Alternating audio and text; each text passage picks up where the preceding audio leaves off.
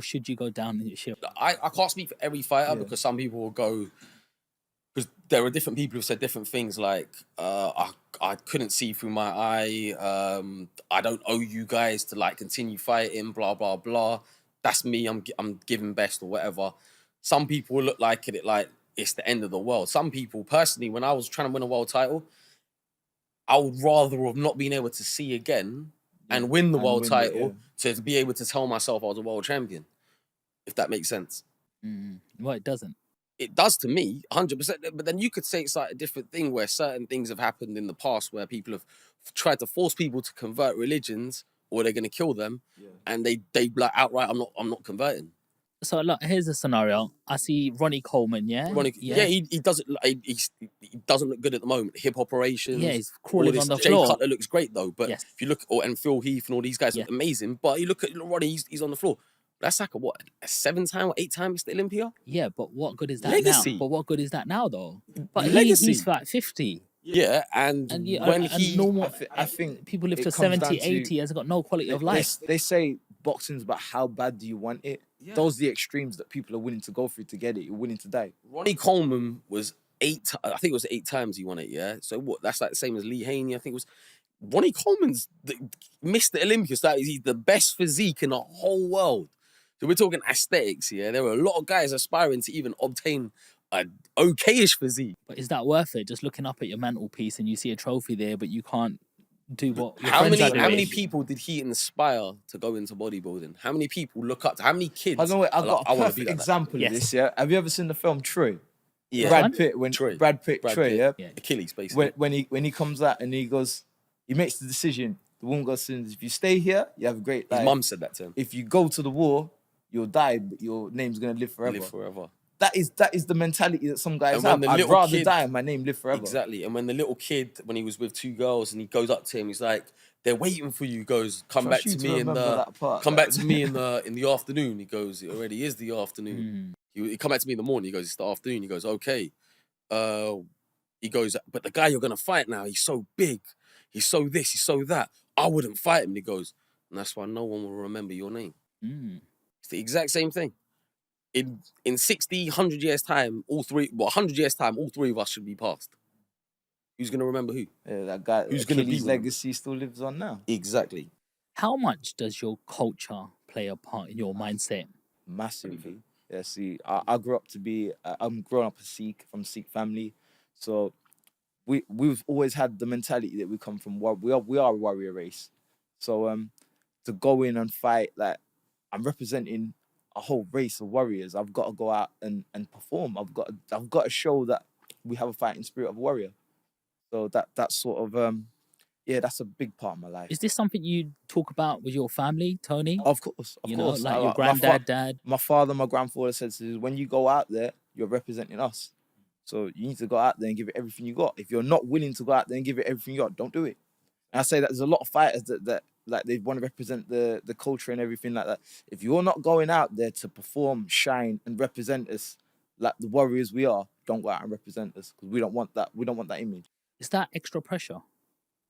Yeah, absolutely. It's what we was born to be. He was in the changing room, and I'm thinking, this guy's getting scared. He sees like we're in Africa, there's loads of black guys running around. Some people tried storming our changing room. You freaked me out when you was talking about some of the stuff you was talking about. I was telling him, look, at the end of the day, you come from a good community. You had warriors like Baba Deep Singh, Harry Singh Nalwar. I'm like, and you're sitting there telling me, I don't know if I want to go out there now. Like, man up, go out there, knock the guy out. No, he started telling me, there's this place called the Volta region, and they do like black magic and stuff. They do I was shitting myself. I was like, I was just giving him a bit about their culture and stuff. Like, but yeah, like I told him, look, at the end of the day, you come from a good stock of people.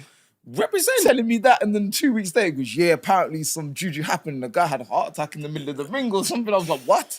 What? Freaked me out to the max, bro.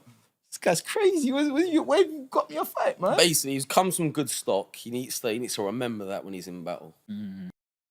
That's anyone in general. Like, just think about your pedigree, your stock, where you come from. I like to look at it like that. Like, even when I was a young kid, like, always look at it like. Other thing, when we did the ring walk, I had like arranged like a really cool ring walk for me, where I had like like an army walk me out. He said, Tom, be careful, because some of these guys, they're not quite like a health and safety conscious, so the gun might go off. I'm like, hold on, wait, I'm walking in front of 2 shots. What the heck, bro? Even he got carried out on the throne. They carried him out like a king. Okay. And he was sweating because he thought, please don't drop me. Please don't drop me, man. Well, you said like Prince Nassim. I like to look at it as it's my own thing. Like I'm like the modern day Maharaja. Like obviously I feel like I'm royalty personally. Like when I've got my hair, well, normally when it's freshly brushed down, I've got my beard oiled, I feel like a lion.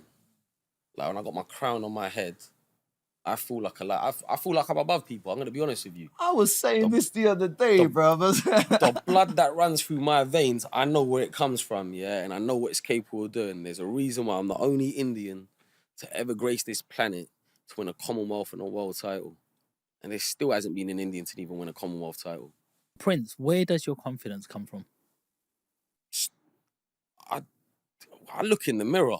When I look in the mirror, like, I don't see myself as an average looking guy. I see myself as like the pinnacle, like the top tier of like what a man can be.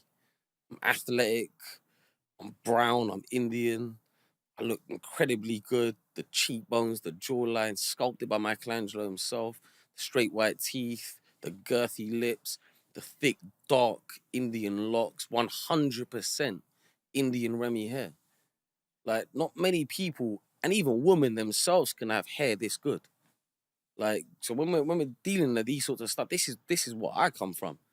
I look at myself, I know I would never have a girl ever message me pictures of other men saying, I want to get with another guy. Never. Any of my wife, if any girl ever, any girl How many you got, bro? ever says to me that they want to get with another guy, that's P45 getting kicked out, like, never. Do you know what? I really love your confidence, and I think more people should have that. And there's certain people sitting at home. You are what you think. If you're at home thinking, "Oh, I'm so shit, my life's crap, I'm ugly," everyone's gonna visualize you. There's like an experiment they done once with a plant, and I think you might even know this one. There was one plant where every time they would water it, they'll say, "You're the best plant in the world. You're this, you're that." The other one, they were like, "Oh, you're so shit. You're so ugly. You're so this." The one that was given the positive, like, energy grew better than the other one. Both had the same water, same soil, same light. The only thing was energy. So I've still got people, all the haters out there, the Khan dick hangers who just love him and idolize him as if he's like a god to them, who love him even though they shouldn't be idolizing a man. They're all like negative to me, but I'm so destined for success that it doesn't even matter. You could say all the negative stuff. You could do all the juju, the black magic. It don't even matter because it's destined. Prince, I've seen some good-looking guys out there, and then you see me, yeah? and you're like, damn. I've seen some good-looking girls out there as well, but you know, they're in a group of friends. They're always the quiet one. They're afraid to have any sort of attention in case they say the wrong thing. I've seen people in the boardroom who never get that promotion because they're not going, "Oh, I can do this," because they just don't have that confidence. And they're content with their normal wage when they can get to the next level. I get that. Yeah, I've seen that. They're not content, but they're looking in the mirror and they don't see what you're seeing. Yeah. Do you know what I mean? One person could say you're ugly. Another person could say you're the best. No. But a next person. Nobody ever said no, straight heterosexual girl calling me ugly. Listen, and there's some woman could say they could be EDL, they could be BMP, reform, whatever. Yeah. Okay. They see me, they'll be like, "I want that Indian tonight. I fancy that Indian tonight." But, you know, there's another version who could say you're the best thing that they've ever seen. Yeah, it's true. But no matter what it is, you always believe I'm the best. Yeah, absolutely. And, you know, you're always going to, if you've got a 50-50 chance, you're always going to get that chance because you're there front, believing in yourself. What I'm trying to really get down into, where does that come from? What happens when you have that bad day? It's a good question, actually. What bitches ain't getting brown? They're not getting brown that day, are they? What, like, for example, if I had a bad spar or whatever and someone gets the better of me? Whatever that bad thing is in your day. I've only ever lost one fight. Yeah, in the last, as a pro, that is, yeah. So that's like 10 years, I've only lost one fight. It was painful. It was very painful. But I used it as like a positive. I know it sounds crazy, but like it's like I worked so hard to get to it. I fought for a world title, lost on points in Saudi Arabia on an Amir Khan undercard. Oh, so that's why we've crossed paths before. So any of the guys here want to say he don't know who you are, Yeah, he knows who I am. well, There's pictures of us together and all that that sort must of be a stuff. big stage. Yeah, big stage. It was on TV as